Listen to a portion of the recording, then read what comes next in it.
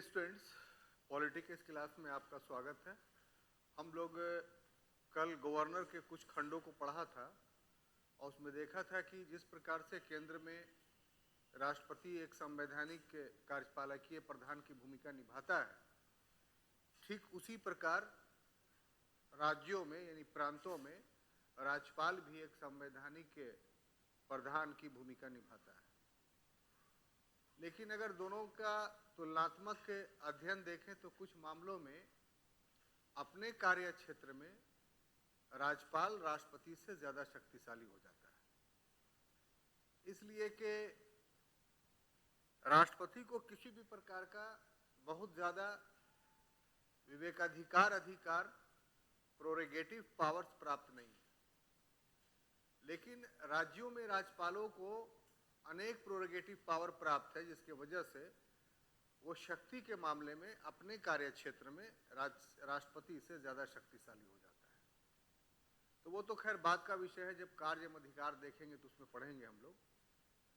लेकिन कल हम लोगों ने योग्यता को पढ़ा था, उसकी नियुक्ति के बारे में देखा था। आज उसके बाद का चीज़ जो राज्यपाल से संबंधित है, उसमें पहला टॉपिक आज का होगा कि इसके ऑफिस का टर्म्स क्या होता है। यानी कोई व्यक्ति राज्यपाल बन जाता है तो कितने दिनों के लिए, कितने वर्षों के लिए वो बनता है। तो terms of the office of the governor, यानी गवर्नर पद की जो पदावधि है, इसके बारे में जो प्रोविजंस है वो आर्टिकल 156 में, और 156 तीन तरह की बातें कहता है।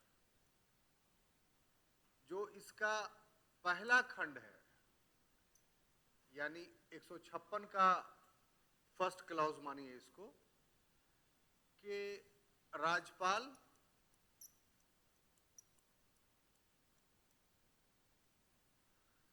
राष्ट्रपति के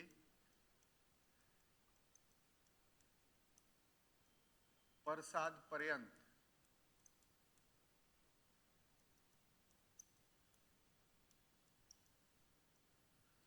यानी बाय द ग्रेस ऑफ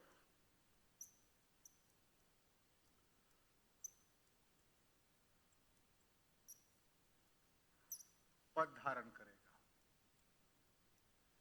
ये पहला उसका पदावधि के बारे में प्रोविजंस है। दूसरा जो प्रोविजंस है 156 के सेकंड खंड में, दूसरे खंड में या सेकंड क्लॉज में, वो है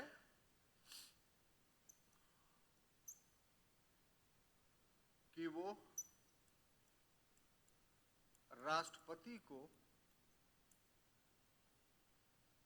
अपना त्यागपत्र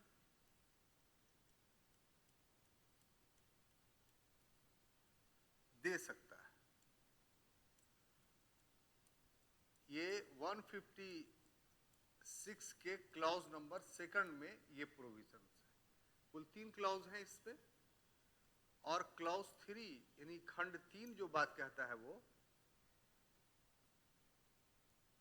कि खंड 1 का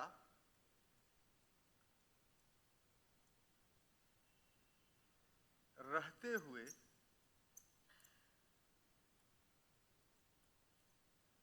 राज्यपाल का कार्यकाल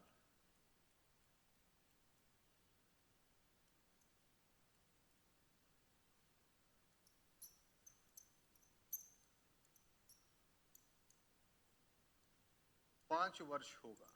पद ग्रहण तारीख से 5 वर्ष होगा। तो इस तरीके का 3 प्रोविजंस है, और 3 प्रोविजन में जो दूसरा नंबर का प्रोविजन है वो कोई डिस्प्यूटेड नहीं है। यानी अगर चाहे तो उसका कार्यकाल पूरा नहीं भी हुआ है तो भी त्यागपत्र दे सकता है। तो 2 साल में त्यागपत्र दे दे तो उस राज्यपाल का कार्यकाल 2 वर्ष हुआ। लेकिन क्लॉज 1 और 3 को आप गौर से देखिए तो यहां पर कुछ व्याख्या खोजता है। क्लॉज 1 क्या कह रहा है कि राज्यपाल का जो पद होगा, उसकी जो अवधि होगी, वो by the grace of president होगा, यानी राष्ट्रपति के प्रसाद पर्यंत। प्रसाद पर्यंत शब्द जब संविधान में इस्तेमाल होता है तो उसका अर्थ ये होता है कि जब तक राष्ट्रपति चाहे। क्लियर? इसको और स्पष्ट करने के लिए एक एग्जाम्पल और देते हैं तो आप थोड़ा अच्छे से समझ जाएंगे। ऐसे भारतीय संविधान के अनुच्छेद 76 में एक प्रोविजन है कि भारत का एक महान्यायवादी होगा। पढ़ चुके हैं आप। There will be attorney general of India. और इसके संबंध में भी इसकी पदावधि के बारे में कहा गया है कि वो राष्ट्रपति के प्रसाद पर्यंत पद धारण करेगा। सिर्फ इतना ही है, तो उसका प्रभाव ये पड़ता है कि उसका कोई निश्चित कार्यकाल नहीं है। जब तक राष्ट्रपति चाहे तब तक रख सकता है, टिल डेथ तक। तो ऐसी परिस्थिति में बहुत सारे महान्यायवादी ऐसे हैं, अटॉर्नी जनरल ऐसे कि 12 साल 15 साल तक भी रहे। तो यहां अगर पहले क्लॉज को देखें आप कि राज्यपाल राष्ट्रपति के प्रसाद पर्यंत पद धारण करेगा, तो इसका अर्थ यह हुआ कि जब तक राष्ट्रपति चाहे तब तक धारण करेगा? नहीं, गलत है। क्यों गलत हुआ ये? क्योंकि क्लॉज 3 ये कह रहा है कि इसके रहते हुए प्रसाद पर्यंत का तो पद धारण करेगा, ये बात रहेगी अपनी जगह पर, लेकिन उसका कार्यकाल 5 वर्ष होगा। अब इसके क्या मीनिंग्स हैं?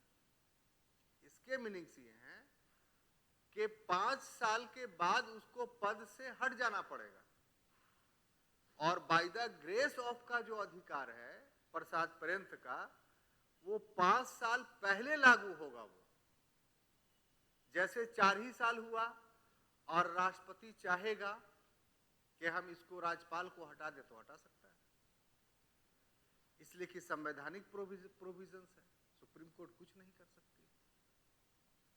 बात समझ में आई? तो ये डिफरेंसेस है।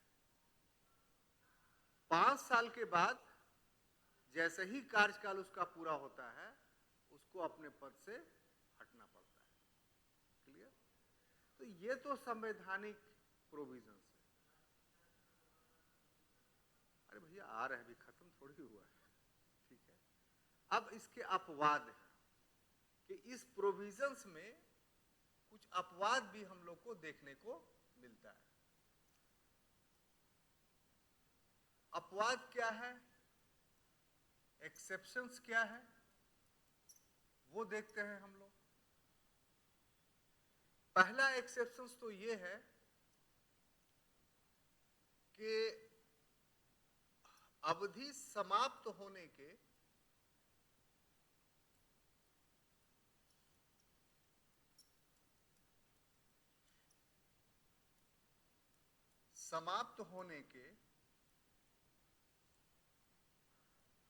बाद भी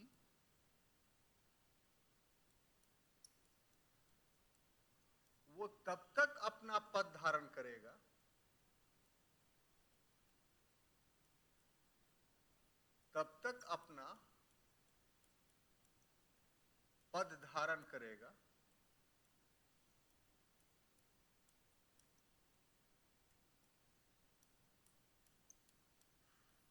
जब तक उसका उत्तराधिकारी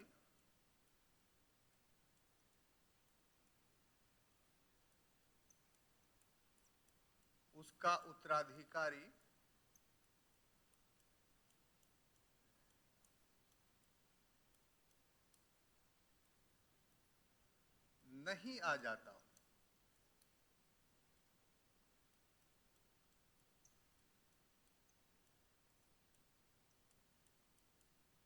मतलब समझे? यहां पर यह प्रोविजन नहीं है कि उसका कार्यकाल खत्म हो गया तो हट जाएगा और किसी दूसरे राज्य के राज्यपाल को केयरटेकर बना दे। बल्कि वो उस समय तक रहेगा जब तक फुल फ्लेज का राज्यपाल उसके जगह पर नहीं आ जाए। तो अब इसमें एक और क्लॉज जुटा हुआ है, तब ऐसी परिस्थिति में उसका वेतन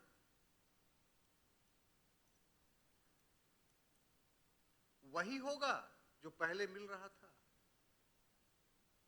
नहीं, ये दैनिक हो जाएगा।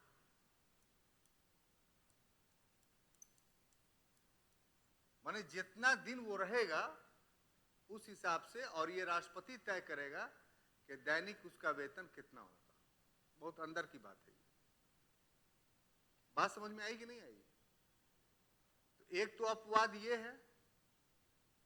दूसरा अपवाद क्या है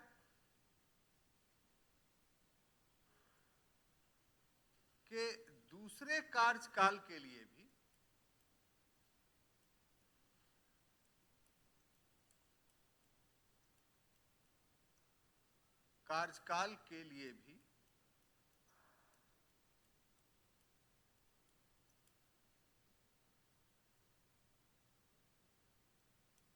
राज्यपाल की नियुक्ति हो सकती है,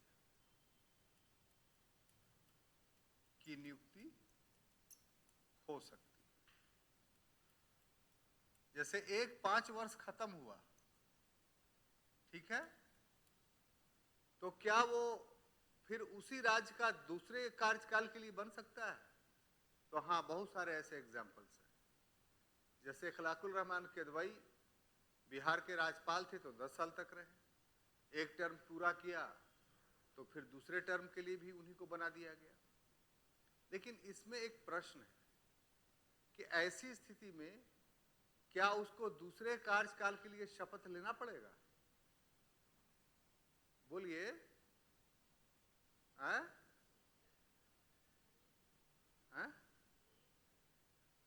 साफ साफ बोलिए ना।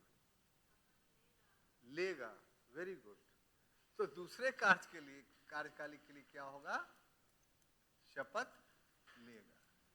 ऐसा नहीं आप समझिए कि एक बार तो भाई शपथ ले ही लिया है तो फिर क्या जरूरत है दोबारा शपथ लेने की? नहीं, दूसरे कार्यकाल के लिए भी उसको वोट लेगा। वो जो लिया था वो पहले कार्यकाल के लिए लिया था। एक तीसरा भी अपवाद है कि बचे हुए कार्यकाल के लिए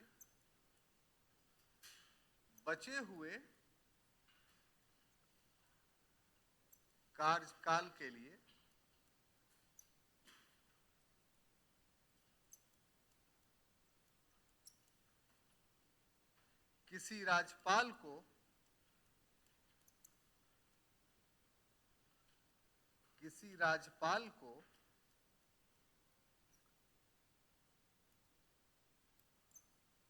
दूसरे राज्य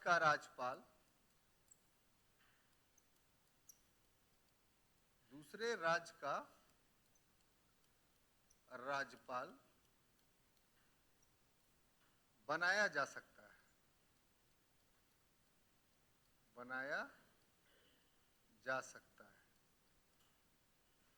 जैसे मान लिया कोई राज्यपाल आया और 3 साल पूरा किया और उसका 2 साल बचा हुआ, तो 2 साल के लिए वो फिर दूसरे सेंट्रल गवर्नमेंट चाहेगी अगर तो वहां से दूसरा स्टेट में भेज सकता है। जैसे कि एग्जाम्पल बिहारी में हुआ था कि खलाकुल रहमान किदवई जब दूसरे कार्यकाल में थे तो 1999 में जो इलेक्शंस हुआ उसमें बीजेपी सत्ता में आई सेंट्रल में, और इनका 2 साल कार्यकाल बचा हुआ था।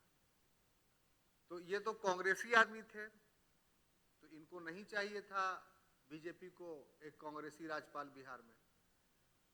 तो बीजेपी ने ये किया कि जो बचा हुआ 2 वर्ष कार्यकाल था उसका बचे हुए कार्यकाल के लिए उनको पश्चिम बंगाल स्थानांतरित कर दिया था और फिर अपने विचारधारा के व्यक्ति को राज्यपाल बनाया था ताकि राज्य सरकार के पास कंट्रोल हम रख सकें। तो ये जितनी चीजें सब हुई है ना, ये सब राष्ट्रपतीय आदेश की प्रक्रिया से हुई है। राष्ट्रपति को भी कार्यपालकीय आदेश को कार्यान्वित करने के लिए कुछ नियम बनाने का अधिकार है जो सेंट्रल गवर्नमेंट के सहयोग से वो बनाती है। तो ये जितने अपवाद आपको हमने पढ़ाया वो सब प्रक्रिया के नियम के तहत बनाए गए नियमों के तहत ये अस्तित्व में आए हैं। ये सब बातें संविधान में नहीं लिखी हुई हैं। संविधान में जो बात लिखी गई है वो सिर्फ यही 3 है। अब बाकी ये जो अपवाद आपको पढ़ाया अवधि के कॉन्टेक्स्ट में, ये अपवाद जो है एक संवैधानिक व्यवहारवाद के कारण, कॉन्स्टिट्यूशनल बिहेवियरलिज्म के कारण उभर करके सामने आया है और एक प्रकार से लॉ बन गया है। इसको लिखिए।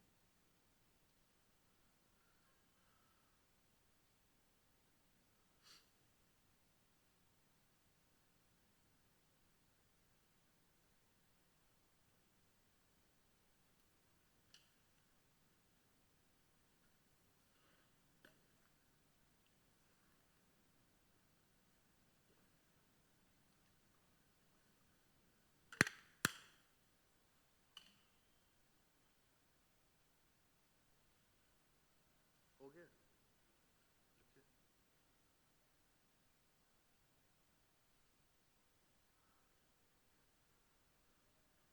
योग्यता तो कल पढ़ा दिए थे ना।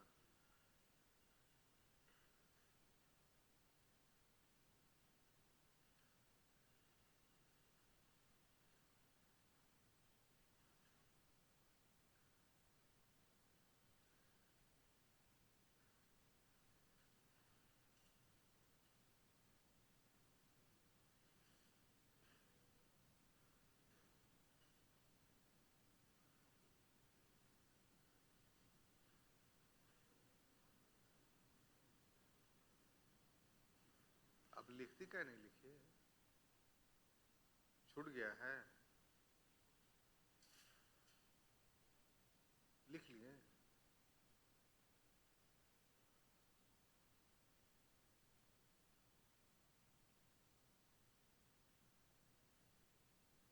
ए लिखो, फोटो क्या खींच रही हो?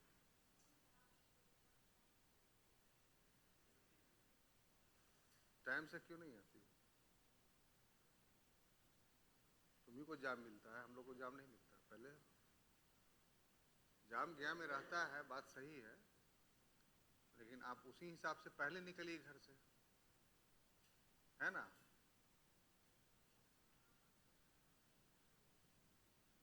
तो 4 बजे भोर में उठिए, नाश्ता बनाने सब उपाय है। आप 7 बजे से बनाते होंगे तब ना लेट होता है।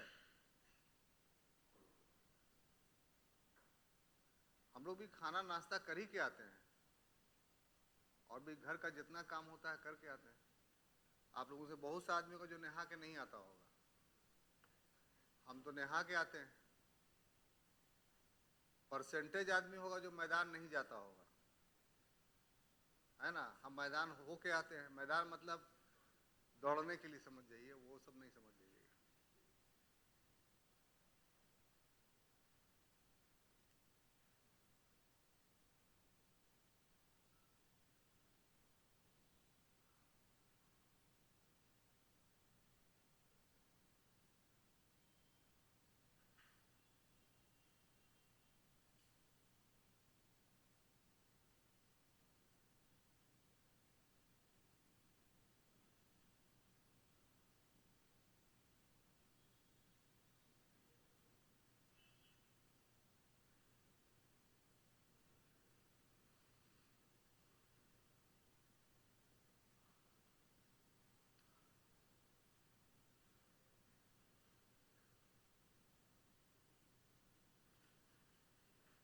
हो गया? मिटाओ ना आप। देखिए, एक टॉपिक और रह गया है, उसको भी कंप्लीट ही कर देते हैं।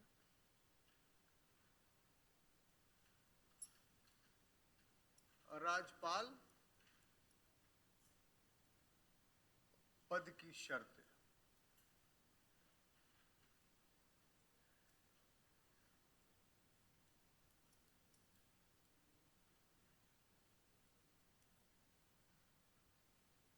Condition of the post of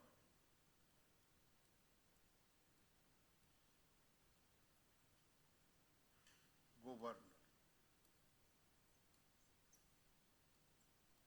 आप ये बताइए हमें कि जब हम ये लिखते हैं कि राष्ट्रपति पद की शर्तें, तो इसका मीनिंग्स आप क्या लगाते हैं?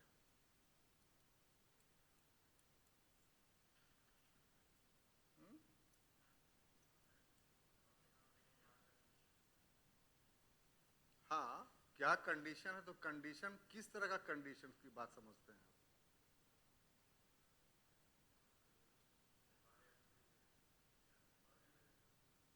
और उसके कार्य अवधि में क्या वर्क होगा? नहीं, गलत आप समझते हैं। क्वालिफिकेशंस, ये तो पहले पहले हम पढ़ा चुके हैं, क्वालिफिकेशन अलग से।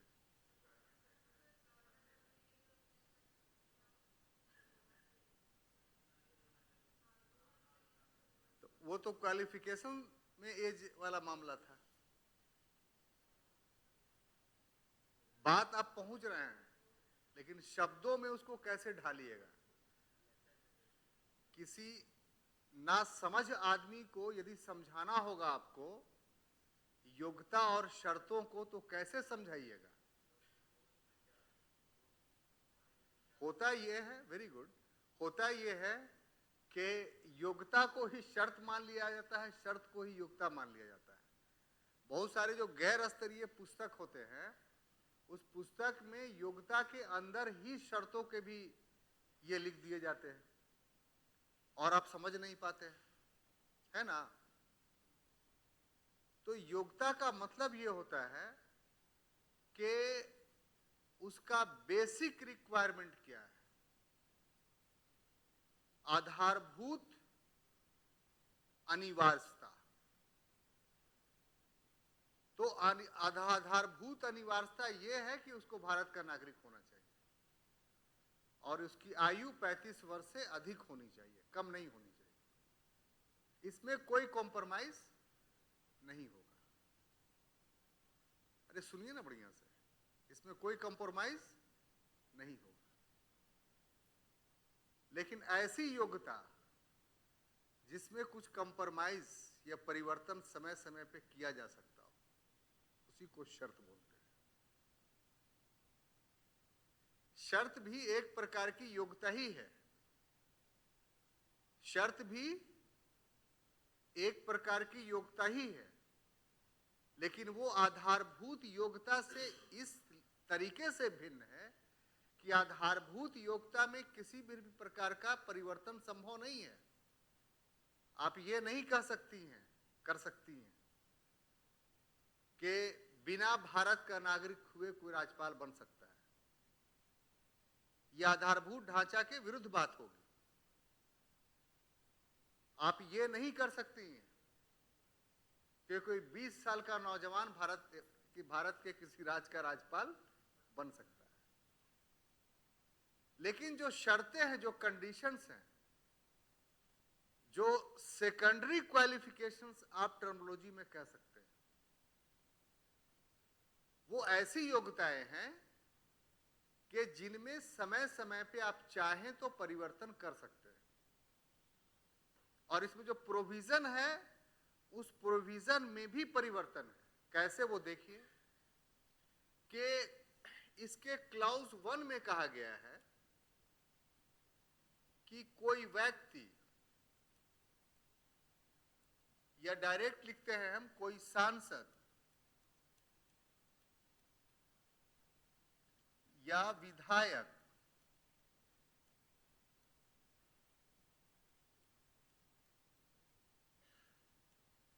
राज्यपाल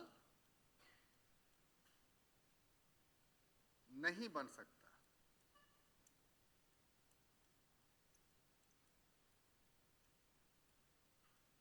नहीं बन सकता है। यदि बनता है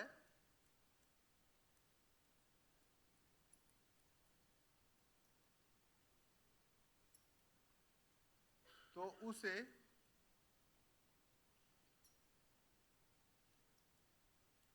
सांसद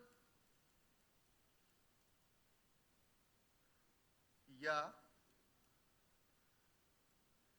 विधायक पद से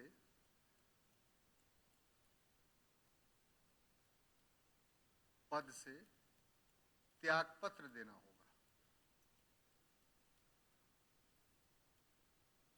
त्यागपत्र देना होगा। ये बात पढ़ते भी होंगे आप।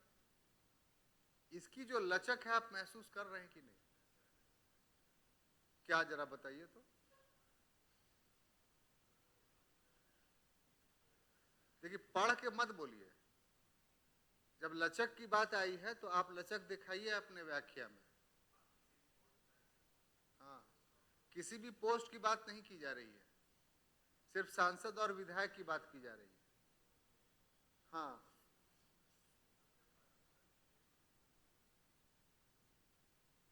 आप इसको ऐसे व्याख्या कर सकते हैं कि यदि सिर्फ ये वाला सेंटेंस रहता तो कोई भी सांसद विधायक बना हुआ है तो राज्यपाल बन ही नहीं सकता था।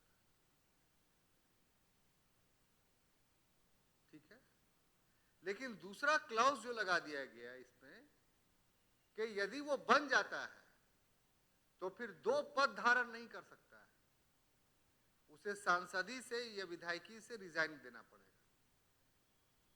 एक तो व्याख्या ये हुआ।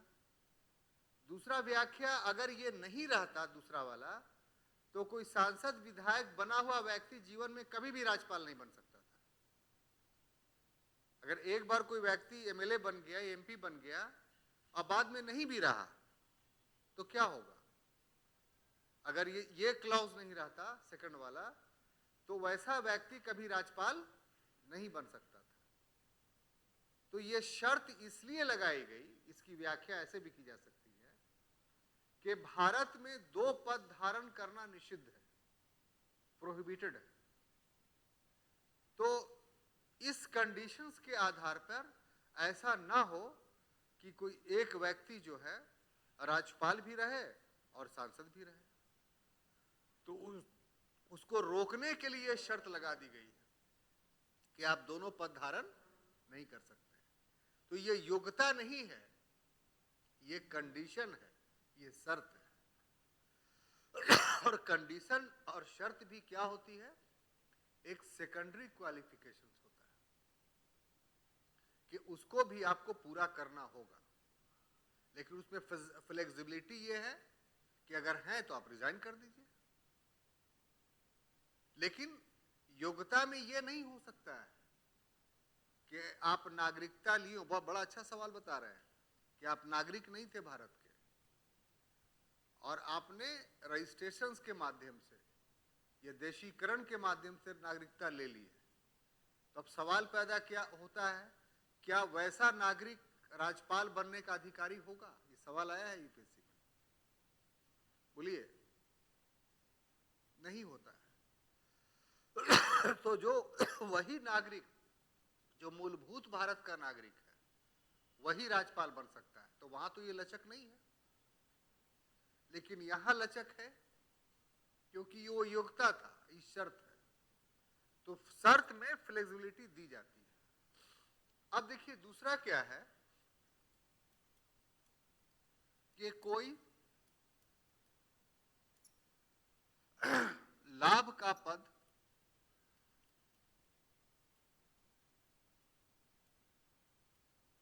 धारण नहीं करता,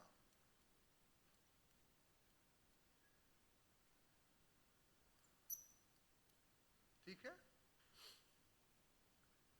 मतलब प्रॉफिटेबल पोस्ट धारण नहीं करता। तो प्रॉफिटेबल पोस्ट डिक्लेयर करता है पार्लियामेंट कि कौन पद जो है प्रॉफिटेबल है।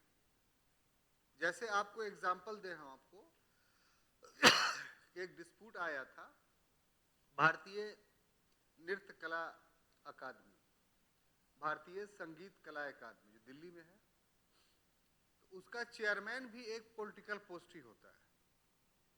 तो कुछ समय तक चलता आया कि साहब उसके जो चेयरमैन थे वो लाभ का पद नहीं माना जाता था। तो बहुत सारे एमपी रहते हुए, एमएलए रहते हुए उसके अध्यक्ष बनते थे, लेकिन बाद में पार्लियामेंट में घोषित कर दिया कि नहीं, वो भी लाभ का पद है। तो अब क्या है कि कोई एमपी एमएलए जो पद पर है अभी, वो उसका अध्यक्ष नहीं बन सकता। तो ये तो हुआ कि जिसमें सैलरी नहीं मिल रही है, अवैतनिक पद है, वेतन नहीं मिलता है, उस डिस्प्यूट को क्लियर किया संसद ने कि नहीं, इससे भी लाभ होता है। वेतन नहीं मिलता है तो उससे क्या हुआ, भत्ता तो मिलता है ना, स्टाइपेंड तो मिलता है ना, तो इसलिए वो भी लाभ का पद है और आप प्रभावित करते हैं उससे, आपके शक्ति में वृद्धि होती है। लेकिन जो शुरू से ही लाभ का पद है वो हम क्लियर करना चाहते हैं। जैसे आप चपरासी, क्लर्क है, ऑफिसर्स है, तो ये 100% लाभ का पद है। अगर ऐसी स्थिति में है तो ये वाला सुविधा आपको नहीं मिलेगा कि बन जाइए तब रिजाइन कीजिए। बात समझ में आ गई? अगर आप सरकारी कर्मचारी हैं तो आपको पहले रिजाइन करना पड़ेगा, तब जो है आप राज्यपाल बन सकते हैं। ये डिफरेंस हुआ लाभ के पद का। यानी लाभ के पद पर रहते हुए आप ये पद धारण नहीं कर सकते। एक तो दूसरी बात तो ये, तीसरी बात इसमें यह है कि लाभ के पद में भी कुछ पद ऐसा है जिसको उन्मुक्ति है, रिलीफ है। जैसे प्रोफेसर का पद, तो जितनी यूनिवर्सिटी है वो पूर्ण सरकारी इकाई नहीं मानी जाती है, वो एक स्वायत्त इकाई, ऑटोनोमस यूनिट मानी जाती है। सरकार सिर्फ यूनिवर्सिटी को अनुदान देती है, बाकी एक यूनिवर्सिटी अपने सारे क्रियाकलाप में स्वतंत्र होता है। अब भले उसके प्रोफेसर की बहाली कमीशन से होती है, एक अलग बात है, लेकिन जो शुरुआती दौर था जिस समय, उस समय हर यूनिवर्सिटी अपने प्रोफेसरों की बहाली खुद करती थी। जो वाइस चांसलर होता था ऑल इन ऑल होता था। मगध यूनिवर्सिटी जब बना था तो उसके प्रथम वीसी कालिकर नाथ दत्त थे, के दत्ता, जो बहुत बड़े हिस्टोरियन थे। तो उन्होंने खोज करके पूरे हिंदुस्तान से जो जो उनकी निगाह में अच्छा लगा कि अच्छे प्रोफेसर हैं ये, तो उनको बुला बुला के नौकरी दी। इसलिए मगध यूनिवर्सिटी के फैकल्टी बहुत रिच थे। अब रिटायर कर गए, अब दूसरे लोग आए तो उसकी बात हम नहीं कर सकते, लेकिन शुरुआती दौर में जो लोग थे, जो फैकल्टी थे, पढ़ाने वाले लोग थे, ये जो लैबोरेटरीज थी, जो लाइब्रेरी थी, वो आज की तुलना में काफी रिच थी, क्योंकि सब परिचालित थी, सब एक्टिवेट थी। तो ऐसा इसलिए दिया गया अधिकार कि उसको अगर ऑटोनोमस नहीं दिया जाएगा विश्वविद्यालय को, तो वो शिक्षा के स्तर में बहुत उच्चता प्राप्त नहीं कर सकता है। विश्वविद्यालय रिसर्च का सेंटर है, अच्छे रिसर्च नहीं हो सकते हैं, हस्तक्षेप हो जाएगा। तो ऐसी परिस्थिति में अगर कोई प्रोफेसर राज्यपाल बनता है तो उसको सिर्फ उन्मुक्ति है कि वो वेतन नहीं लेगा विश्वविद्यालय से, लेकिन उसकी नौकरी नहीं जाएगी, उसको अपने पद से रिजाइन नहीं करना पड़ेगा। बात समझ में आई? और जब वो राज्यपाल का पद से हट जाएगा, विमुक्त हो जाएगा, तो फिर अपने पूर्व वाले पद पर, यानी प्रोफेसर वाले पद पे वो फिर से अपना सेवा देगा और उसका वेतन वहां से शुरू होगा। तो ये कुछ अपवाद थे जो मैंने आपको बताया। इसके अलावा ये है तीसरा में,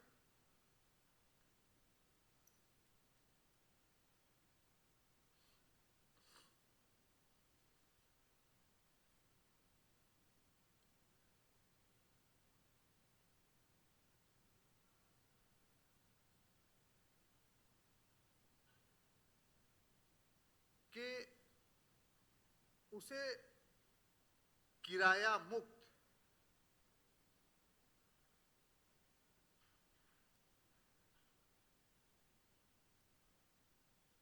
किराया रहित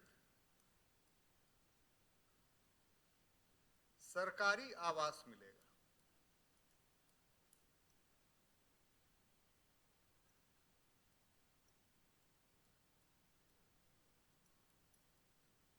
बल्कि ऐसे कर लीजिए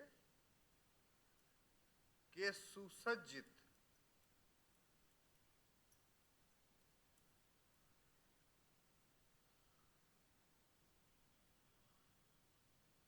आवास जिसे राज्यपाल भवन यानी गवर्नर हाउस कहते हैं मिलेगा। यहां पर ये वाला शब्द सुसज्जित जो है ना, ये काफी पावरफुल है। एक हुआ कि आवास मिलेगा, यानी बिल्डिंग दे दिया गया, बाकी अपना इंतजाम आप खुद कीजिए, बिस्तर खुद लाइए, सारी व्यवस्था अपना कीजिए, खाना बनाने वाला अपना लाइए। लेकिन जब सुसज्जित हो गया तो इसका मतलब समझते हैं क्या है? वहां सब कुछ रहेगा, यानी उसके लिए खाना बनाने वाला आदमी भी रहेगा, कपड़ा धोने वाला आदमी भी रहेगा। राज्य सरकार से जितना पत्राचार या आदेश देने के लिए जो ऑफिस होना चाहिए, वो पूरी ऑफिस उसकी वहां रहेगी घर में। यानी सोने का कमरा तो उसका एक रहेगा। जो बड़ी बिल्डिंग देखते हैं राज्यपाल भवन, उसमें सब ऑफिस ही भरी रहती है, जो गवर्नर सेक्रेटेरिएट के नाम से जाना जाता है।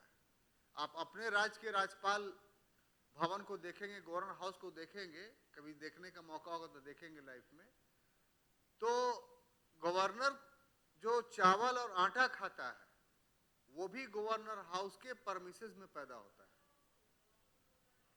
जो फल का इस्तेमाल करता है वो फल भी गवर्नर हाउस के परमिसेस में पैदा होता है, यहां तक कि नींबू तक। और ये सब फलों की और सब्जियों की काउंटिंग होती है, गिनती होती है कि कितना उपभोग हुआ, ज्यादा हुआ तो बिक्री से कितना पैसा आया।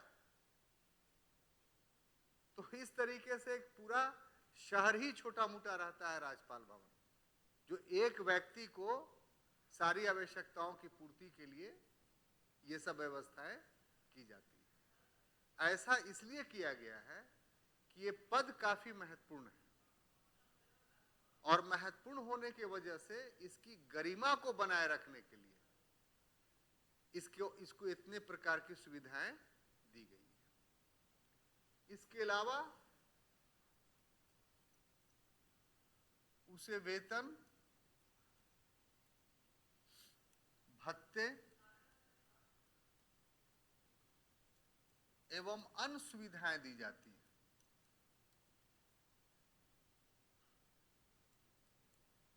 अन्य सुविधाएं दी जाती हैं। आप सुनकर के ताज्जुब कीजिएगा, उसका जो मेहमान मान लिया आया, कोई गेस्ट, ठीक है ना, तो उसको भी स्टेट गेस्ट का दर्जा मिलता है। गवर्नर हाउस में कोई गेस्ट आया तो उसको क्या मिलेगा? स्टेट गेस्ट का। और वो गवर्नर की गाड़ी में जहां चाहेगा उस स्टेट में घूमेगा। और जब मान लिया बोध गया आया पटना से स्टेट गेस्ट के रूप में, तो उसको यहाँ का डीएम एसपी रिसीव करेगा और डीएम एसपी घुमाएगा कि स्टेट गेस्ट है। तो आरिफ मोहम्मद खान जब केरला में थे, मतलब गवर्नर, तो उनके कुछ रिश्तेदार हैं का दो यहाँ गया में, तो स्टेट गेस्ट बन करके केरला गए थे, केरला खूब घूमे थे। तो इस दिल्ली के वो रहने वाले हैं, तो दिल्ली में उनका सब रिश्तेदार है, तो बिहार में आता है तो स्टेट गेस्ट की सुविधा प्राप्त होता है और बिहार में जहां जहां घूमने की जगह घूमता है। तो ये सुविधा में उनका शामिल है। जहां तक वेतन की बात है, तो आरंभ में 1,10,000 था, लेकिन 2018 में एक संशोधन किया गया और इसके बाद 2018 के बाद इनका वेतन 3.5 लाख हो गया। ये 3,50,000। तो ये वो वेतन है जिनमें कोई खर्च नहीं होता है, टैक्स फ्री है ये, इस पर कोई टैक्स नहीं लगेगा और बाकी जितनी सुविधाएं हैं वो सब मिलता है। इनकी सुविधाएं में एक विशेषाधिकार भी है कि पद पर रहते हुए इन्हें गिरफ्तार नहीं किया जा सकता है या इन पर मुकदमा नहीं चलाया जा सकता है। अगर ये व्यक्तिगत अपराध भी कर देते हैं, जैसे आप गए मिलने, आपने पिस्तौल निकाल के ये गोली चला देते हैं, तो उनको इसके बावजूद भी गिरफ्तार नहीं किया जाएगा। अगर उनकी गाड़ी चल रही है और उससे कोई चापा पड़ गया तो उस एक्सीडेंट का एफआईआर नहीं होगा। आपको गौर से देखिएगा, राज्यपाल या राष्ट्रपति के गाड़ी का जिस पर वो बैठे रहते हैं उस पर कोई नंबर नहीं रहता है। नंबर के जगह पर क्या रहता है? अशोक स्तंभ बना हुआ रहता है, जिसका मतलब ये हुआ कि इनको हर प्रकार की उन्मुक्ति प्राप्त है। तो जो गेस्ट होता है ना, वो उसी गाड़ी से घूमता है। दिक्कत की बात ये है। तो आप लोगों को कभी अवसर मिले तो कोशिश कीजिएगा।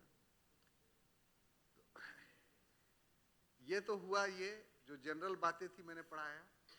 अब आइए राज्यपाल के सेकंड फेज पे कि उसको क्या क्या कार्य एवं अधिकार है। ठीक है, तो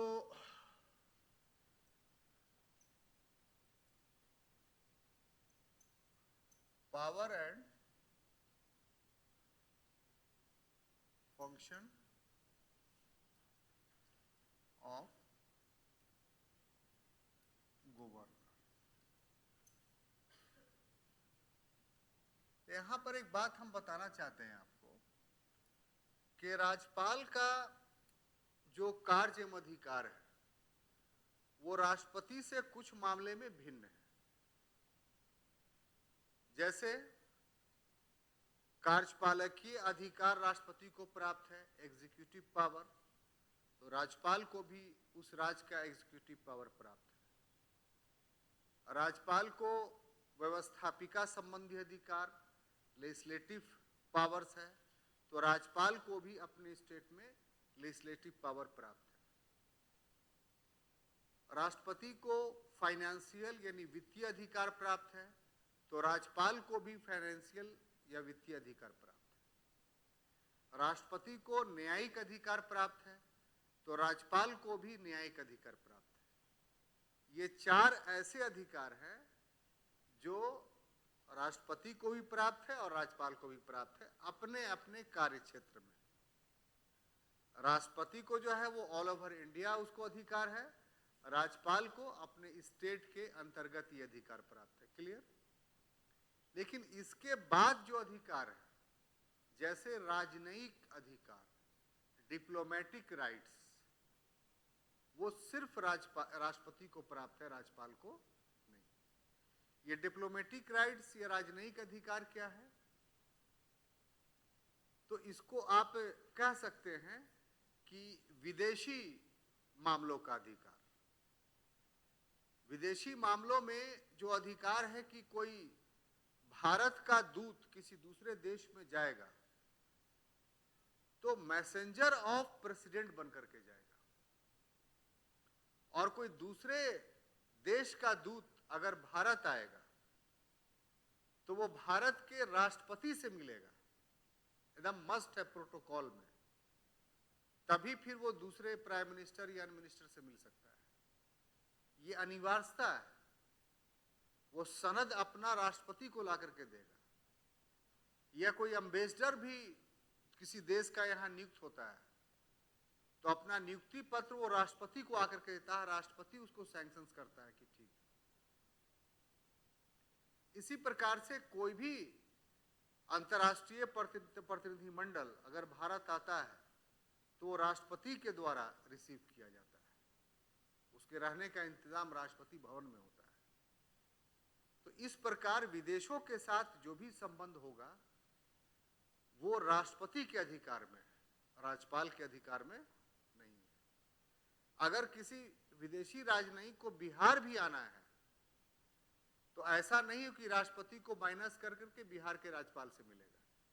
बिहार के राज्यपाल से मिल सकता है, लेकिन पहले वो राष्ट्रपति को अपना परिचय पत्र जिसको क्रेडेंशियल लेटर कहते हैं, वो देगा, तब उसकी मान्यता होगी। बात समझ में आई? तो संक्षेप में डिप्लोमेटिक राइट्स राज्यपाल को नहीं है। इसी प्रकार आपातकालीन शक्तियां, इमरजेंसी पावर राष्ट्रपति में है, जिसमें वो इमरजेंसी लगाता है पूरे भारत में, भारत के किसी क्षेत्र में। राष्ट्रपति शासन लगाता है किसी राज्य में, और वित्तीय आपात लगा सकता है कहीं भी। यह अनुच्छेद 355 के तहत वो किसी राज्य में सेना भेज सकता है।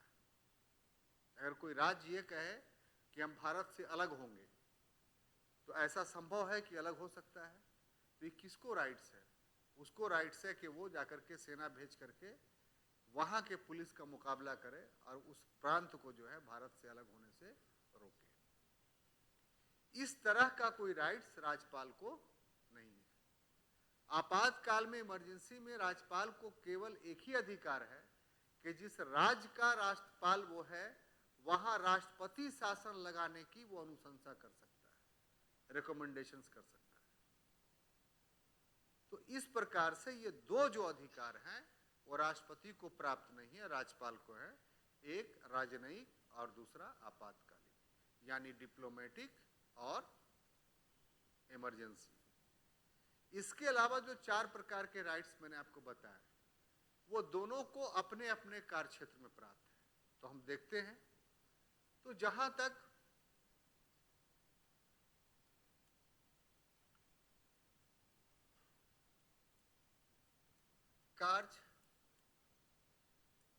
कार्यपालिकीय अधिकार का प्रश्न है,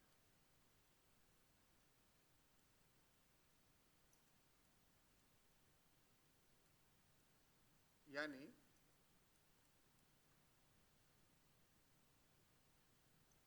एग्जीक्यूटिव पावर का, तो देखिए हम बिंदुवार बताते हैं, एक्सप्लेनेशन करते हैं। जैसे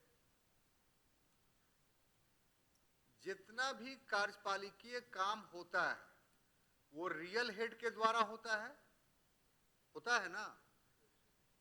राज्यपाल तो कॉन्स्टिट्यूशनल हेड है, तो जितने रियल हेड है, जैसे मुख्यमंत्री की नियुक्ति ये करेगा,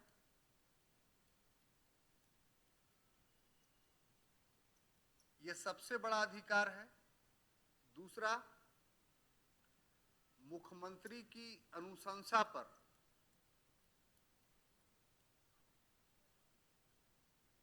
मुख्यमंत्री की अनुशंसा का इंग्लिश होगा रिकमेंडेशंस, अन्य मंत्रियों की नियुक्ति करेगा।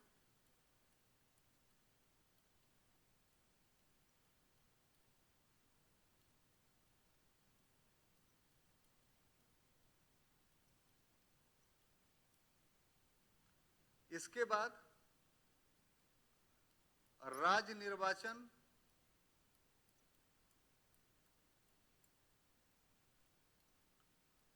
आयुक्त की नियुक्ति करेगा। स्टेट इलेक्शन कमिश्नर, इसके अलावा राज्य के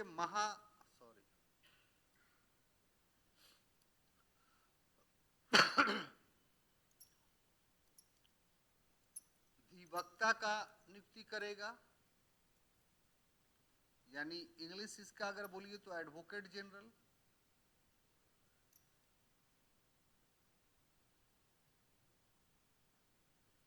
इसी प्रकार राज्य लोक सेवा आयोग,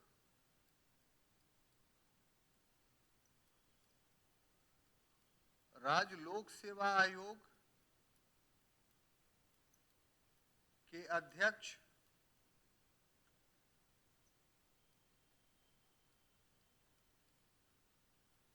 एवं सदस्यों की नियुक्ति करेगा।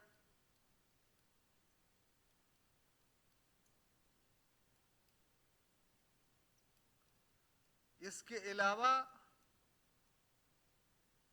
और भी बहुत सारे छोटे छोटे पद हैं जिसकी नियुक्ति करेगा। ये सब महत्वपूर्ण है। अब देखिए इसकी व्याख्या है। हम मुख्यमंत्री पर आते हैं। अगर मुख्यमंत्री की नियुक्ति राज्यपाल द्वारा की जाएगी, ये सीधा सीधी संविधान में 163 नंबर के आर्टिकल में लिखा हुआ है। लेकिन इसका मतलब ये नहीं आप लगा लीजिए कि राज्यपाल जिसे चाहेगा उसको मुख्यमंत्री बना सकता है, बल्कि संविधान में नहीं लिखे होने के बावजूद भी इस परिप्रेक्ष्य में संसदीय नियम लागू होते हैं, संसदीय परंपराएं चलती हैं। और संसदीय परंपरा यह है कि राज्यपाल उसी व्यक्ति को मुख्यमंत्री नियुक्त करता है जो राज्य के विधानसभा में बहुमत प्राप्त दल का नेता हो, मेजॉरिटी का लीडर हो।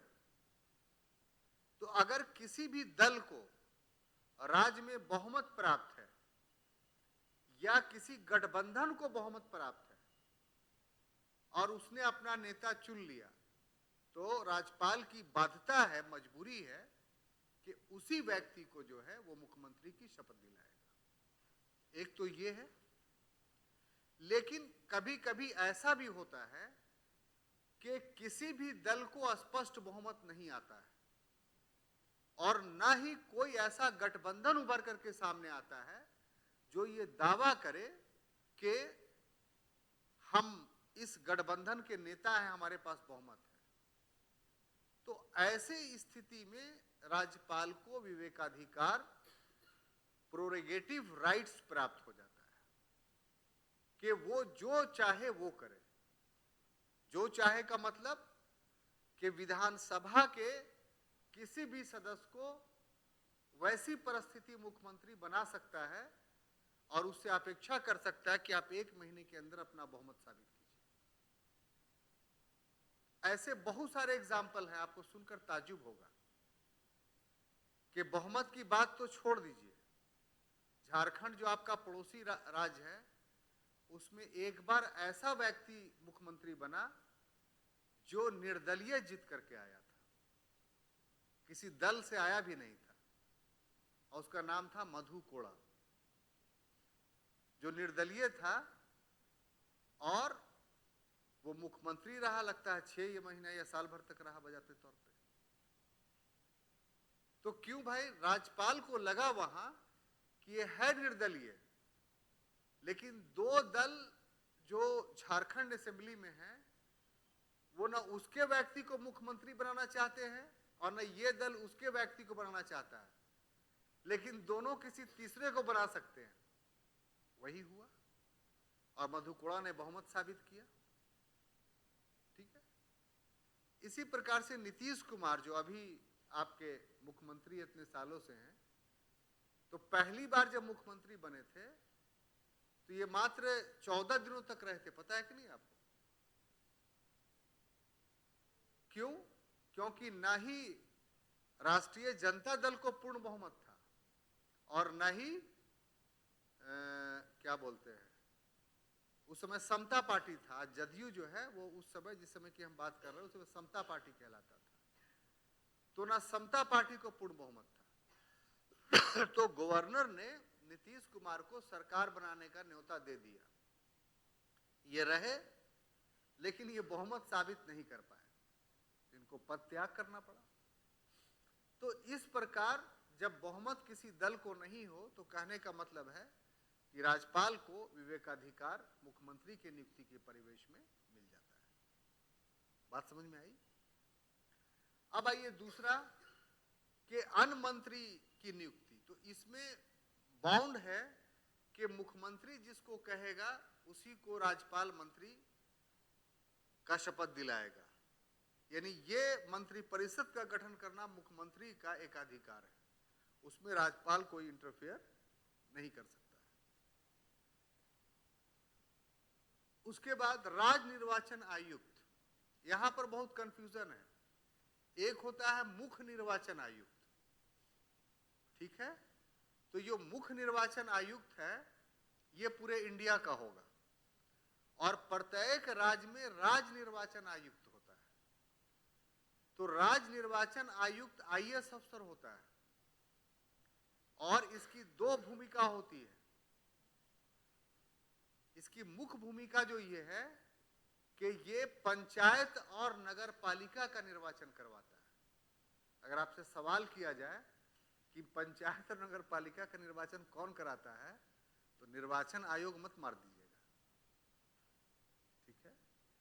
निर्वाचन आयोग लोकसभा, राज्यसभा, विधानसभा, विधान परिषद, राष्ट्रपति, उपराष्ट्रपति, ये सब का निर्वाचन कराता है। जो स्थानीय निकाय हैं, पंचायतों का या नगर पालिका का या नगर निगम का, ये सब का इलेक्शंस कौन कराता है? राज्य निर्वाचन आयुक्त। एक तो भूमिका ये हो गया। लेकिन जब एमएलए और एमपी का इलेक्शन होता है, तो फिर राज्य निर्वाचन आयुक्त किसके अंडर में चला जाता है? निर्वाचन आयोग के अंडर में, और उसका अधिकारी हो जाता है। अब बात समझ में आई? ये नियुक्त किया जाता है स्टेट के द्वारा, स्टेट के गवर्नर के द्वारा, और स्टेट का ये कर्मचारी है। इस वजह से इसको बनाया गया था कि ये स्टेट के अंदर जो पंचायती राज है उसका इलेक्शन कराए। इसका मुख्य काम ये था। लेकिन जब जनरल इलेक्शंस होता है, चाहे एमपी या एमएलए का, तो उसमें यह निर्वाचन आयोग जो ऑल इंडिया है उसके अधीन चला जाता है। तो अब यहां पर आपको समझना यह है कि राज्य निर्वाचन आयुक्त, स्टेट इलेक्शन कमिश्नर की नियुक्ति राज्यपाल करेगा, यानी राज्य सरकार करेगा, लेकिन इसे पद से हटा नहीं सकता है। पद से जानते हैं कैसे हटेगा? जिस प्रक्रिया से उच्च न्यायालय का न्यायाधीश हटता है। कितने अंदर की बात है। और उच्च न्यायालय के न्यायाधीश किस प्रक्रिया से हटता है, जरा बताइए तो साहब। बोलते हैं क्यों नहीं? उच्च न्यायालय का न्यायाधीश किस प्रक्रिया से हटता है? देखिए, ऐसे अच्छा नहीं लगता है इतना गुमसुम। बोलो, तुम कह नहीं बोलते हो? हैं? क्या बात है, हम पढ़ाए हैं? प्रेसिडेंट पढ़ाए हैं ना जी। तो प्रेसिडेंट में वो प्रक्रिया हम बताए हैं? सर्वोच्च न्यायालय नहीं पढ़ाए हैं? उसमें वो प्रक्रिया बताए हैं आपको? हाँ, तुमको तो एक घूसा देंगे हम, जानबूझ कर करके जो है लेट। अरे चाहे सर्वोच्च न्यायालय का न्यायाधीश हो या उच्च न्यायालय का न्यायाधीश हो, दोनों एक ही प्रक्रिया से न हटाया जाता है पद से। वो प्रक्रिया, अरे सुनिए तो, वो प्रक्रिया का इम्पीचमेंट से भी बड़ी प्रक्रिया। इम्पीचमेंट से तो राष्ट्रपति हटाया जाता है साहब, और न्यायाधीश तो उससे भी बड़ी प्रक्रिया। याद सब आया कि नहीं, कि फिर से बताना पड़ेगा? आ गया ना याद?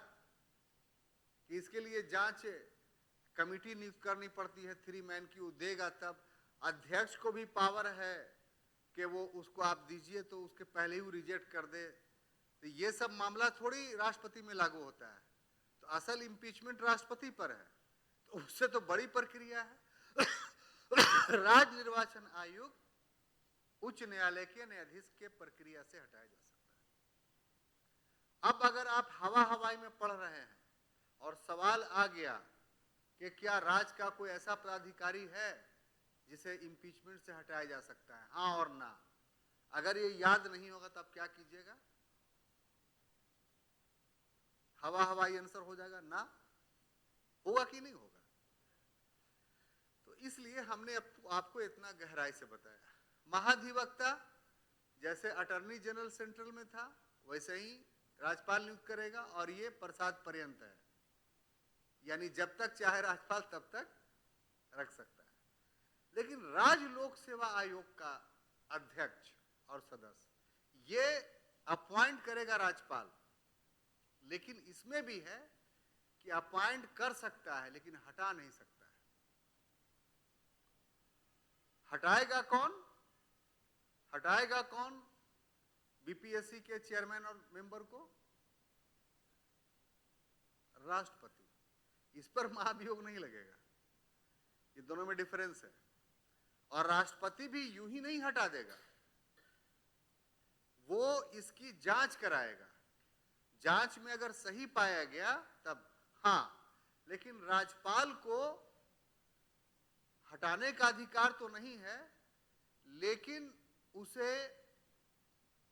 उसको एक क्या कहते हैं, काम करने से रोकने का अधिकार है कि अब आप काम जो है वो, यानी सस्पेंड करना जिसको आप बोलते हैं, वो सस्पेंड करने का अधिकार है, लेकिन पद से हटाने का अधिकार नहीं है। तो ये हो गया। अब आइए साहब व्यवस्थापिका संबंधी अधिकार।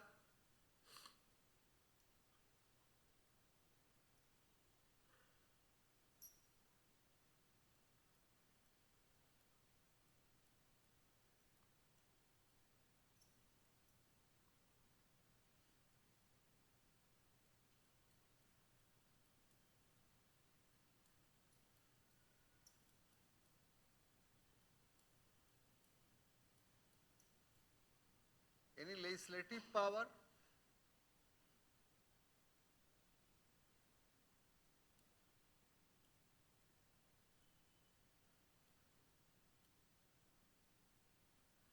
तो लेजिस्लेटिव पावर में पहला है कि राज्यपाल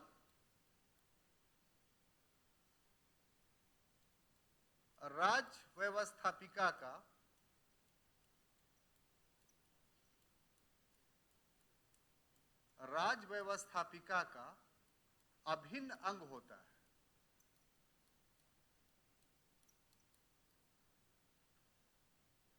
कैसे होता है जरा बताइए तो।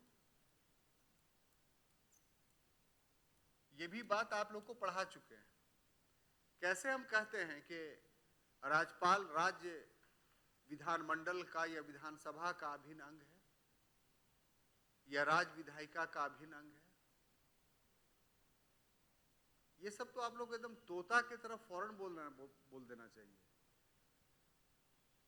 मिट्ठू बोलो कटोरे कटोरे, तो आपके कटोरे कटोरे बोलने से पहले ही बोलने लगता है।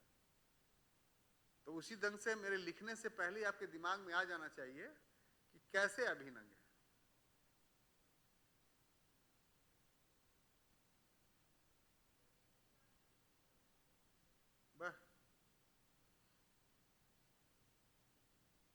राष्ट्रपति संसद का कैसे अभिन्न अंग होता है, वहां जाइए तो आपको जवाब मिल जाएगा।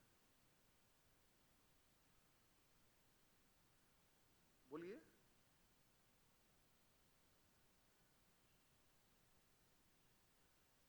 राष्ट्रपति पढ़ाए हैं ना भाई।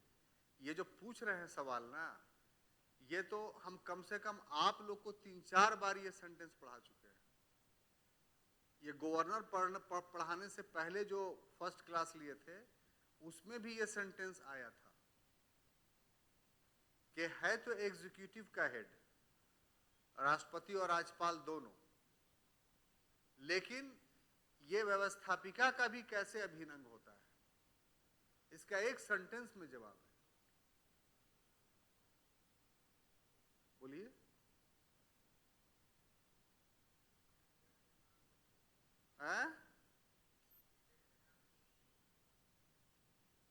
Not satisfactory answer.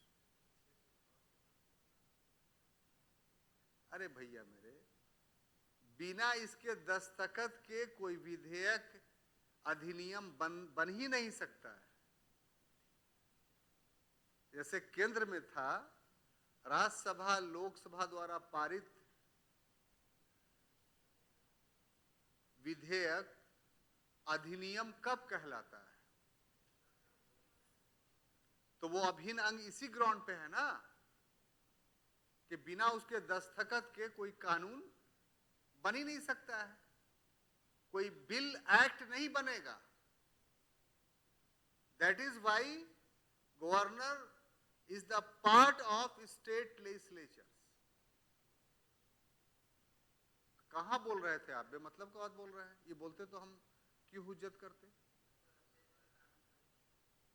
और इस कॉन्टेक्स्ट में वो 4 प्रकार की स्थितियां कर सकता है, 4 प्रकार के अधिकार उसे है।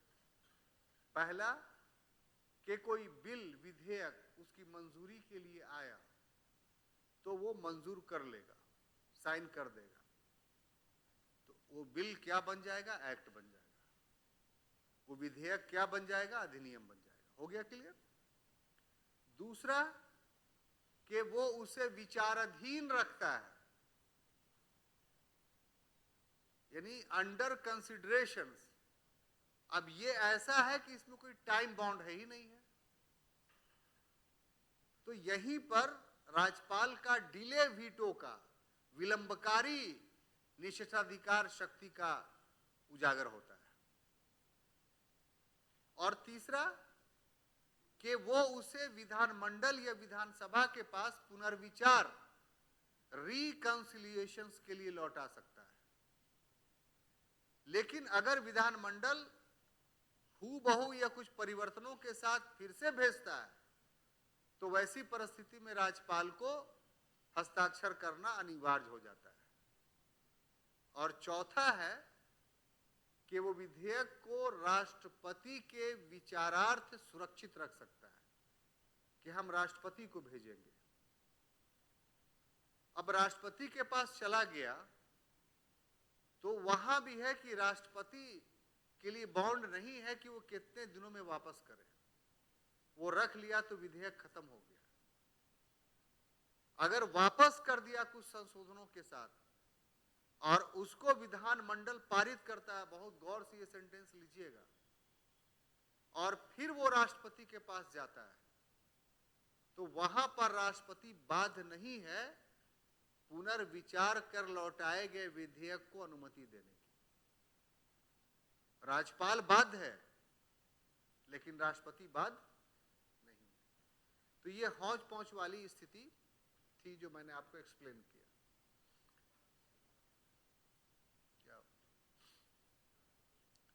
जैसे कोई विधेयक राज्यपाल ने सुरक्षित रख लिया, किसके लिए? राष्ट्रपति के लिए। राष्ट्रपति के पास गया, राष्ट्रपति ने कुछ संशोधनों सहित जो है उसको वापस कर दिया कि नहीं, इसको विधानमंडल से फिर पास करा के भेजिए। विधानमंडल ने पास कर दिया, तो इसके बावजूद भी राष्ट्रपति मजबूर नहीं है उस पर साइन करने के लिए। बात समझ में आ रही है? इसके बाद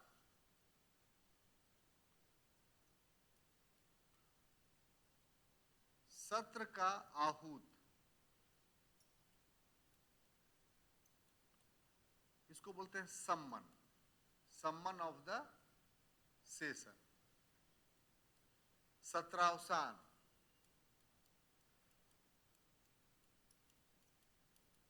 यानी सत्र का अंत, इसको बोलते हैं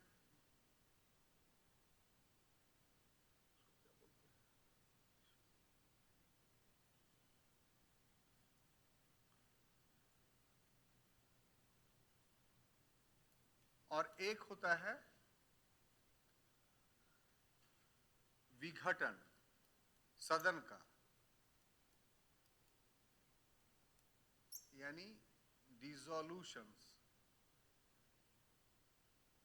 ये सब किसके अधिकार में है? राज्यपाल के। यानी सेशन बुलाना है तो राज्यपाल बुलाएगा, सेशन का अंत करना है तो राज्यपाल करेगा, और अगर सदन का ही अंत कर देना है तो भी राज्यपाल, लेकिन bye recommendation of chief ministers. यहां पर डिफरेंस है। अगर चीफ मिनिस्टर फुल बहुमत में है तो राज्यपाल बिना उसके रिकमेंडेशंस के विधानसभा भंग नहीं करेगा, लेकिन अगर मुख्यमंत्री अल्पमत में है, उसको बहुमत प्राप्त नहीं है, तब राज्यपाल को एक अधिकार हो जाता है कि वो चाहे तो विधानमंडल को, विधानसभा को भंग कर दे। एक तो ये हुआ। उसके बाद अधिकार है उसको चुनाव के प्रथम सत्र एवं प्रत्येक वर्ष के प्रथम सत्र,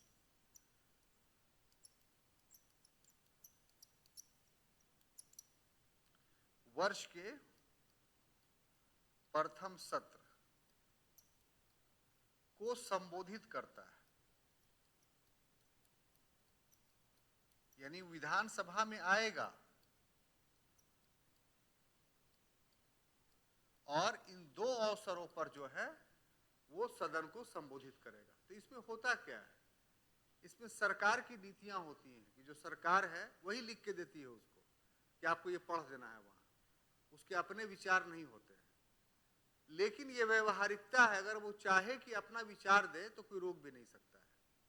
लेकिन आमतौर पे जो होता आता है वो क्या कि सरकार लिख के देती है, राज्यपाल उसको सदन में पढ़ देता है। और एक उसको अधिकार है आर्टिकल 123 के तहत, वो क्या कि वो अध्यादेश जारी कर सकता है। जैसे केंद्र में अध्यादेश जारी करने का अधिकार आर्टिकल 71 के तहत है राष्ट्रपति को, उसी तरीके से गलत बोल रहे हैं, 123 के तहत राष्ट्रपति को है, तो यहां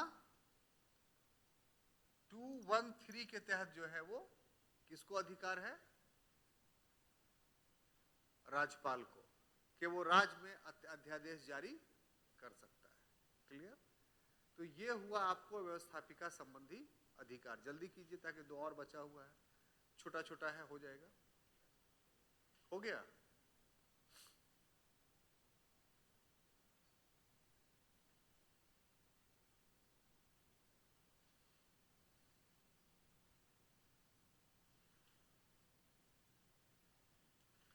अब देखिए तीसरा पावर इसका जो है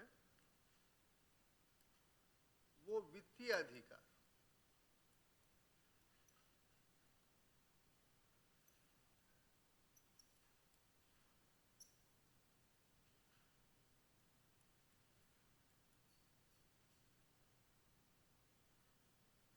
फाइनेंशियल पावर, ठीक है। इसका पहला फाइनेंशियल पावर ये है कि वार्षिक राज्य का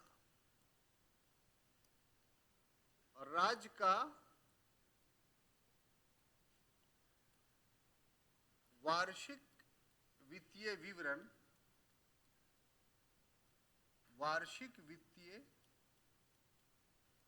विवरण, इसको क्या बोलते हैं?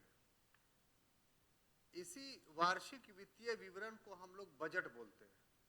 बजट शब्द हमारे संविधान में नहीं है। तो राज्य का वार्षिक वित्तीय विवरण विधानसभा में पेश करवाता है। पेश तो करता है वित्त मंत्री, लेकिन by the order of governor, बिना उसके इजाजत के नहीं करेगा। क्यों? क्योंकि वार्षिक वित्तीय विवरण एक धन विधेयक है। और दूसरा कि कोई भी धन विधेयक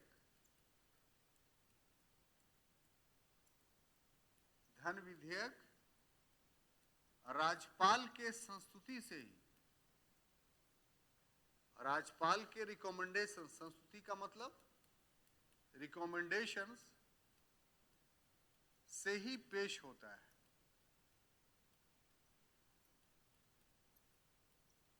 एक ये उसका पावर है। तीसरा, अनुदान की मांग,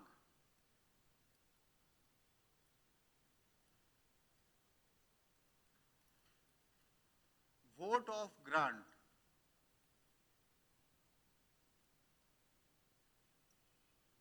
राज्यपाल की अनुमति से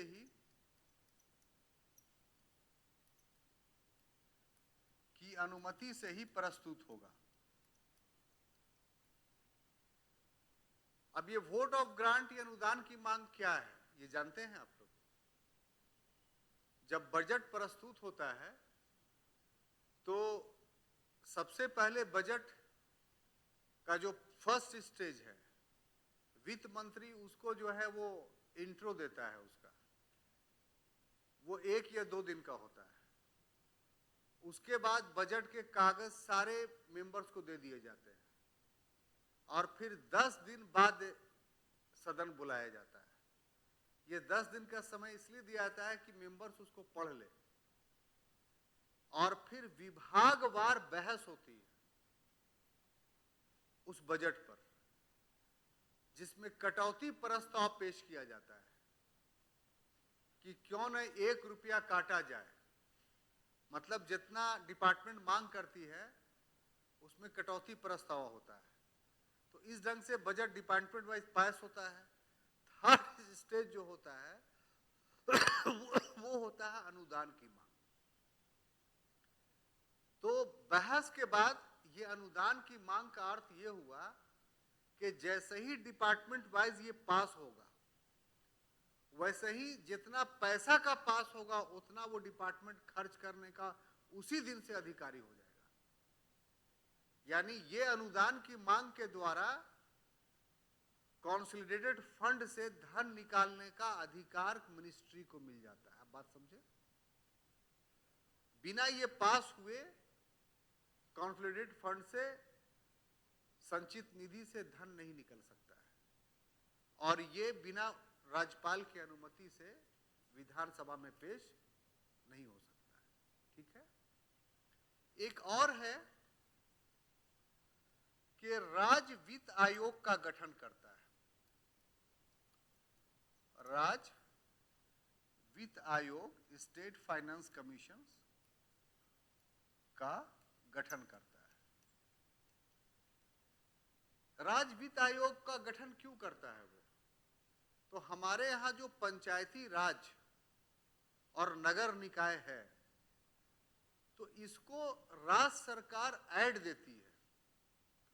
जितने भी नगर निगम हैं या पंचायतें हैं, उसको खुद कर उगाहने का अधिकार है, टैक्स लगाने का और टैक्स को कलेक्ट करने का। लेकिन उसके पास इतने साधन नहीं है कि अपने सारे खर्चों को पूरा करे। तो ऐसी परिस्थिति में स्टेट गवर्नमेंट उसको अनुदान देती है। तो अनुदान जो भी देगी वो पहले उसके सारे डेटा को देखेगी कि आपका आय क्या है, आपकी आवश्यकता क्या है, तब न देगी।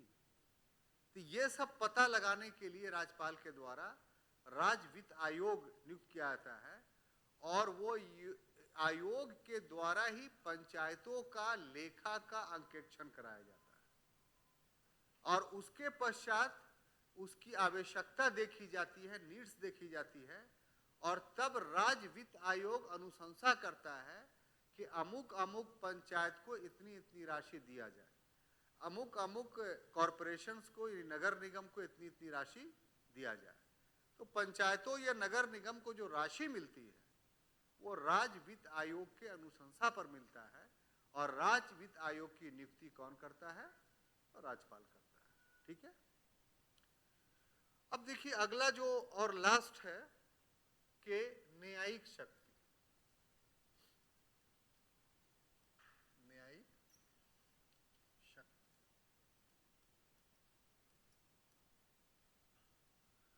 यानी जुडिशियल पावर।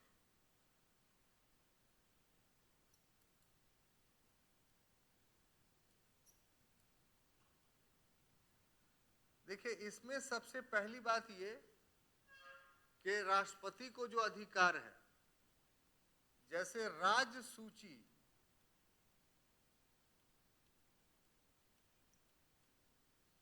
से संबंधित अपराध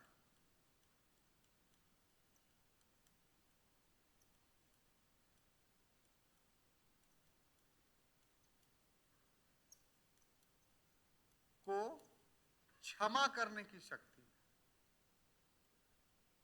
अब क्षमा करने की शक्ति के 3 रूप हैं। ठीक है ना?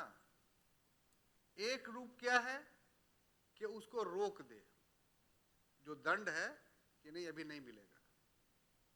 काहे रोक दे भाई? मान लिया कोई लेडीज है और वो प्रेग्नेंट है, उसको बच्चा देना है, तो राज्यपाल कह सकता है कि ये बच्चा पैदा हो जाएगा तब ये सजा काटेगी। मान लिया कोई मर्द है, उसको क्रोनिक डिजीज हो गया है, माने ऑपरेशन जो है एकदम अनिवार्य है, तो तो उसको कह सकता है कि पहले इसको इलाज करा लेने दीजिए। तो इसको बोलते हैं सजा का स्थगन। इसके अलावा दूसरा रूप क्या है कि वो सजा को पूरा माफी कर दे। तीसरा रूप क्या है कि सजा को बदल दे। और चौथा रूप कि सजा का रूप चेंज कर दे। जैसे 20 साल का कठोर कारावास, उसको परिवर्तित करके 1 साल 2 साल का कर दे। तो इस तरीके की क्षमा की शक्ति उसको है। लेकिन इसमें एक क्लाउज है कि मृत्यु दंड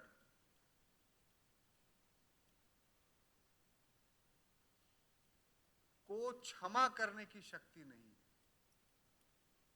क्षमा करने की शक्ति नहीं है। बात समझ में आई? लेकिन इसमें एक और है कि इस मृत्यु दंड को स्थगित कर सकता है वो। ये दोनों अलग अलग है। क्षमा तो नहीं कर सकता, क्षमा कौन करेगा? राष्ट्रपति करेगा। लेकिन इसको पोस्टपोन कर सकता है कि कल फांसी पड़ने वाला है, तो उसको इतना अधिकार है कि नहीं भाई कल नहीं पड़ेगा। इसको अभी राइट्स है कि जाए राष्ट्रपति के यहां जाए, अपील करे, तो वो काम कर सकता है। इसके अलावा जिला में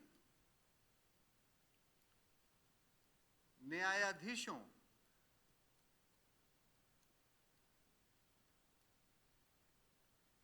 की नियुक्ति का अधिकार है।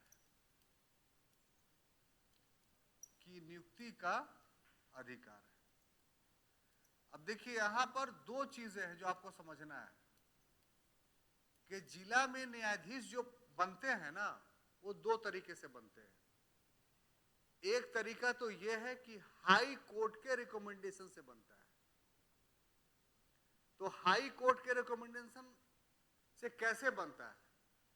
तो कोई वकील 5 साल तक अच्छा परफॉर्मेंस दिया, हाई कोर्ट को लगता है कि नहीं जज बनने के लायक है, नहीं 5 नहीं 7 है, 7 साल, तो वकीलों में से कुछ को डिस्ट्रिक्ट में जज बनाता है। तो ऐसे जजों की भी नियुक्ति राज्यपाल करता है। और अधिकांश जो जज बनते हैं वो बीपीएससी से बनते हैं। राज्य न्यायिक सेवा कहलाता है, स्टेट जुडिशियल सर्विसेज, उसका परीक्षा होता है। जैसे ऑफिसर के लिए आप लोग तैयारी कर रहे हैं ना, वैसे उन लोग के लिए डिफरेंस आपका यह है कि पीटी उनका भी वैसे ही रहेगा जैसे आपका रहता है। मेंस में जीएस जैसे आपका है वैसे उनका रहेगा, लेकिन ऑप्शनल चेंज हो जाता है। उनके है कि 5 टॉपिक जो है वो आपको लॉ का ही लेना पड़ेगा आपको, और जब लेंगे उस पर परीक्षाएं पास करेंगे, तब उसके बाद जैसे आपका थर्ड चरण में जो है इंटरव्यू होता है, वैसे उनका भी इंटरव्यू होगा, और अंतिम सिलेक्शन जब हो जाएंगे तो वो डिस्ट्रिक्ट में जज के लिए योग्य हो जाएंगे। तो ऐसे जजेस की भी नियुक्ति राज्यपाल करेगा। बात समझ में आई? तो ये सब उसके न्यायिक अधिकार थे। हम समझते हैं कि आप पूरी तरीके से राज्यपाल को, यानी जो कॉन्स्टिट्यूशनल हेड है एग्जीक्यूटिव का, उसको आप समझने में, हम समझाने में सफल रहे हैं। अगले क्लास में मिलेंगे तो हम लोग मुख्यमंत्री और काउंसिल ऑफ मिनिस्टर पढ़ेंगे। तब तक के लिए अनुमति दीजिए। धन्यवाद।